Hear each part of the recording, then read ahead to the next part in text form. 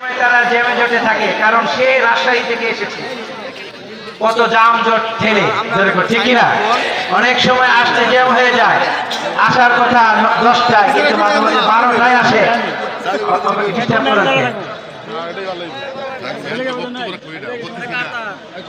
আল্লাহ কবুল করুন, বলেন আমিন।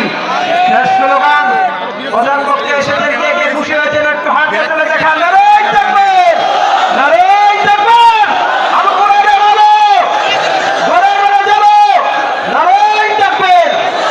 আজকের প্রধান অতিথি, প্রধান বক্তা এবং যারা আজকে এই কোরআনের বাগানের মালিক, আপনারা, আল্লাহ পাক আপনাদের সকলকে হেদায়েতের জন্য কবুল করুন, বলেন আমিন। আর যারা বলেন আমিন।